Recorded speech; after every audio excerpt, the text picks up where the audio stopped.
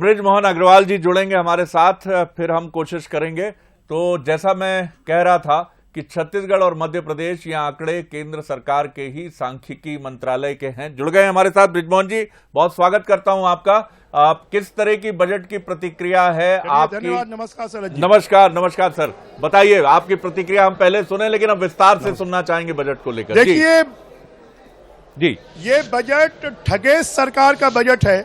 ये बजट जनता का विश्वास, जनता का भरोसा तोड़ने वाला बजट है।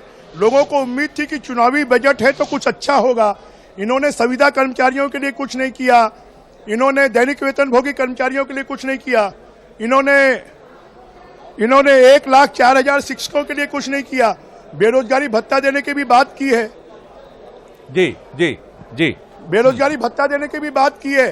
तो वो भी 6 लाख का सीमा गरीबी रेखा मानी जाती है, इन्होंने उसको 2.5 लाख रुपए कर दिया है जी। और खेती किसानी के लिए तो कोई नई योजना इन्होंने लाई ही नहीं है।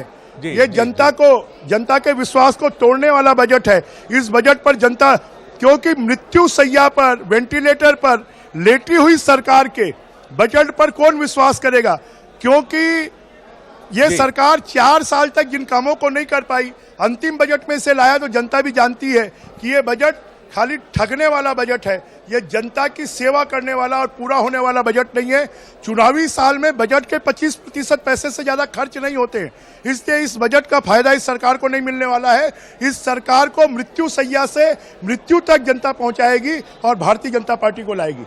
बृजमोहन जी, जिस तरह से बेरोजगारी भत्ते की बात की गई है, भले ही आप कहें कि ये बहुत ही मिनिमम प्रोविजन है, फिर धान के उपार्जन की बात करें तो 57 लाख मीट्रिक टन से बढ़कर 107 लाख मीट्रिक टन हो गया है। और इसीलिए मुख्यमंत्री जी ये भी कह रहे हैं कि धान का कटोरा धन का कटोरा है अब। जी, बेरोजगारी भत्ता और धान उपार्जन। देखिए जी जी, बेरोजगारी भत्ता 6 लाख से कम आय वालों को माना जाता है कि वो गरीबी रेखा के नीचे हैं जी, और इन्होंने उसको 2.5 लाख रुपए कर दिया है जी। तो जो बेरोजगारी भत्ता छत्तीसगढ़ के 20 लाख लोगों को मिलना चाहिए, वो 2 लाख लोगों को भी नहीं मिलेगा। तो 18 लाख नौजवान इससे नाराज होने वाले हैं। और जहां तक धान का बात है, ये बाहर तो कहते हैं कि 2800 रुपए देंगे, परंतु बजट में उसके लिए कोई प्रोविजन नहीं किया है। और धान का तो लगातार पैदावार बढ़ रही है। हमारे जमाने में भी जब जोगी जी थे तो 7 लाख टन खरीदते थे, हम 70 लाख टन खरीदने लगे। ये कोई एहसान थोड़ी कर रहे हैं।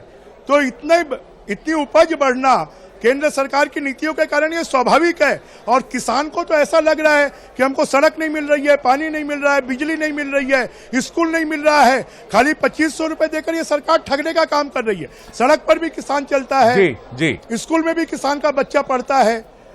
जी, और जी। शराब बेचकर पैसा कमाने के कारण, शराबबंदी के कारण इन्होंने कहा था, उसके ऊपर में इन्होंने कुछ भी नहीं कहा है। इसलिए जनता को इसके ऊपर में विश्वास नहीं करने वाली है। ये भरोसा तोड़ने वाला बजट। अब बृजमोहन जी, ये सवाल तो नहीं कहूंगा लेकिन कंक्लूड कर रहा हूं इससे। आपकी प्रतिक्रिया देखकर मुझे लग रहा है कि इस बार ओपनिंग बल्लेबाजी छत्तीसगढ़ में करने वाले हैं आप, बड़ी आक्रामक ओपनिंग बल्लेबाजी। चलिए, जो जनता चाहेगी वैसा हम करेंगे। जी जी, चलिए, बहुत धन्यवाद और होली की शुभकामनाएं आपको। तो ये रंग जो है होली का विपक्ष की तरफ से, बहुत बहुत जी जी, धन्यवाद। ये काफी आक्रामक तरीके से बृजमोहन जी सामने आए हैं और